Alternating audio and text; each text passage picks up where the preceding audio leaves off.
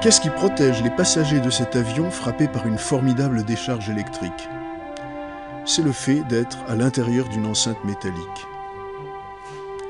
De même, à l'intérieur d'une voiture ou d'une cage métallique, on ne craint pas la foudre. L'explication de cette propriété de l'électricité a été fournie au XVIIIe siècle.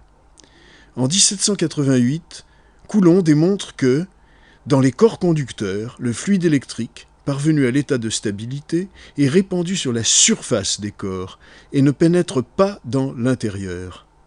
L'électricité se porte sur la surface extérieure des corps conducteurs. Coulomb vérifie cette propriété par une expérience, plus connue aujourd'hui sous le nom d'expérience des hémisphères de Cavendish, un savant anglais contemporain de Coulomb. Prenons une sphère de laiton, isolée sur un pied de verre, et deux hémisphères creux munis de manches isolants. Nous utilisons aussi un électroscope, instrument qui indique par l'écartement de ces deux feuilles verticales si un corps est électrisé. La sphère a été électrisée. Lorsqu'on l'approche de l'électroscope, les feuilles s'écartent. On enveloppe la sphère électrisée avec les deux hémisphères, puis on écarte brusquement les hémisphères. On constate qu'ils sont maintenant électrisés. Que s'est-il passé? Lorsque la sphère est entourée par les hémisphères, sa charge électrique se porte sur la surface extérieure de l'ensemble, c'est-à-dire sur les hémisphères. La sphère ne devrait donc plus être électrisée.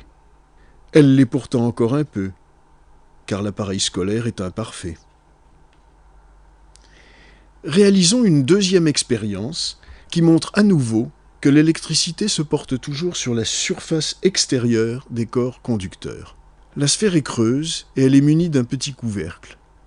Une boule de laiton est suspendue à ce couvercle par un fil isolant. Cette fois, la sphère n'est pas électrisée, elle n'agit pas sur l'électroscope. C'est la petite boule qu'on a électrisée. Les feuilles de l'électroscope s'écartent. On amène la boule au contact de la paroi intérieure de la sphère. Si on l'approche ensuite de l'électroscope, il n'y a plus de déviation. La boule s'est donc déchargée. Mais la sphère est maintenant électrisée. Lors du contact, l'électricité de la boule a été transférée à l'extérieur de l'ensemble, c'est-à-dire à la sphère. Cette propriété de l'électricité de rester à la surface externe des conducteurs subsiste même si le conducteur est ajouré, comme l'est par exemple un grillage métallique. Électrisons ce cylindre en toile métallique. Les boules métallisées suspendues à l'extérieur s'écartent. C'est donc que la surface extérieure du cylindre est chargée. Les boules suspendues à l'intérieur ne bougent pas. La surface intérieure n'est donc pas chargée.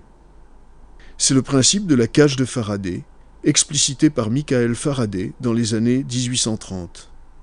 En voici une démonstration au Palais de la Découverte de Paris. Les parois de la cage ont été écartées. La personne qui se tient sur le plateau isolant est portée à un potentiel de 300 000 volts. Ses cheveux, fortement électrisés, se repoussent mutuellement. Lorsque la cage se referme autour du plateau, les cheveux retombent. La personne, enfermée dans une cage de Faraday, est protégée de toute action électrique extérieure. Ce type de protection est appliqué aujourd'hui aux appareils électriques et électroniques.